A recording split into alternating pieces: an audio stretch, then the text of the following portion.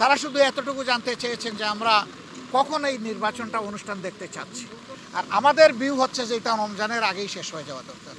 আপনারা ইতিমধ্যেই জেনেছেন মিডিয়ার মাধ্যমে এবং এখানে এসেও জেনেছেন যে আমেরিকার 2 জন ডেপুটি অ্যাসিস্ট্যান্ট ফরেন সেক্রেটারি আজকে আমাদের দেশ ভিজিট করছেন।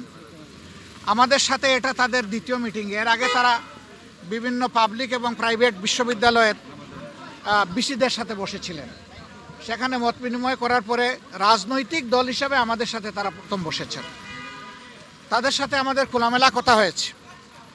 তারা বাংলাদেশের বর্তমান রাজনৈতিক অবস্থা জানতে চেয়েছেন।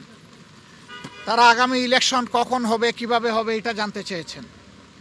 তারা জানতে চেয়েছেন যে সবগুলা দল রিফর্ম চাচ্ছে, সেই রিফর্মটা কী হতে পারে, আমরা কি চাচ্ছি, আমরা যদি আগামীতে দেশের দায়িত্ব পাইতে হলে আমাদের ইকোনমিক পলিসি এবং ফরেন রিলেশনটা কেমন হবে।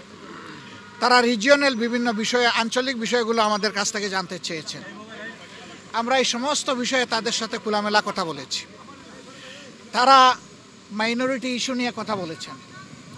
তারা এখানে ওমেন্সদের রাইটস নিয়ে কথা বলেছেন। তারা লেবার রাইটস নিয়ে কথা বলেছেন। আমরা এই সবগুলা বিষয়ে তাদের সাথে কনভারসেশন করেছি। এর পাশাপাশি আমরা তাদেরকে অনুরোধ করেছি যে আমাদের দেশ এখন একটা ক্রিটিক্যাল জাংচারে আছে, একটা ক্রুশিয়াল টাইম পাস করছে।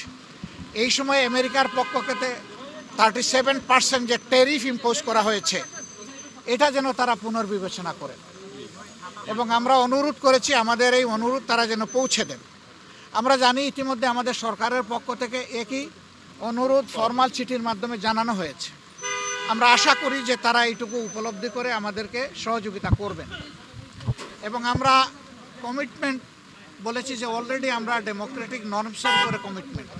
আমরা আমাদের দলের ভিতরে গণতন্ত্র চর্চা করি এবং আমরা একই গণতন্ত্রের চর্চা করতে চাই। এর জন্য আমাদের যা করণীয় তাই আমরা করব। উদাহরণস্বরূপ আমরা বলেছি যে প্রত্যেকটা ক্রেডিবল ইলেকশনে আমরা অংশগ্রহণ করেছি, কম হোক বেশি হোক সংসদের ভিতরে আমাদের সংসদ সদস্য ছিলেন। At the same time election যখন বাংলাদেশে একবার মৃতপ্রায় হয়ে গিয়েছিল এরশাদ সাহেবের সময়, তখনকার আমির অধ্যাপক গুলাম আজম সাহেবই ইলেকশনকে জীবন ফিরিয়ে দিয়েছিলেন কেয়ারটেকার সরকারের ফর্মুলা প্রস্তাবনার মাধ্যমে, যেটা পরবর্তী পর্যায়ে বাংলাদেশের সংবিধানে অন্তর্ভুক্ত হয়েছিল। কিন্তু দুঃখজনকভাবে আওয়ামী লীগ এসে দলীয় স্বার্থে এটাকে সংবিধান থেকে নির্বাসনে পাঠিয়ে দিয়েছিল। এখন আবার সারা জাতি এটি চাচ্ছে এবং আশা করি আমরা এটা আবার পুনঃপ্রতিষ্ঠিত হবে। আমরা আগামী নির্বাচনটা পিআর ভিত্তিতে করতে চাই, যেটা ইতিমধ্যেই আমরা বলেছি। আপনারা জানেন কেন চাই, সেটাও আমরা বলেছি, আপনারা জানেন, নতুন করে বলার দরকার নেই। তারা শুধু এতটুকু জানতে চেয়েছেন যে আমরা কখন এই নির্বাচনটা অনুষ্ঠান দেখতে চাচ্ছি।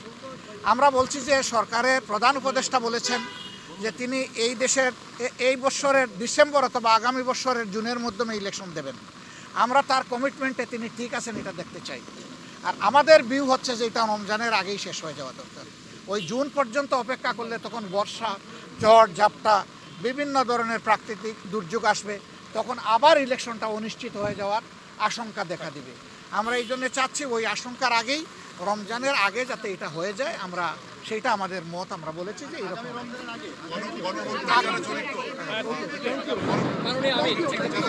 আগামী রমজান না, আগামী রমজান শুধু না, আগামী প্রথম রমজান। আগামী অনেক রমজান আসবে, তবে আগামী প্রথম রমজান সব ইস্যু আমরা বলেছি যে জাতি ট্রমাটাইজ, এখনো হাসপাতালের বেডে অনেকে পড়ে আছে, এখনো শহীদের মারা, সন্তানরা, স্ত্রীরা কান্নাকাটি করে।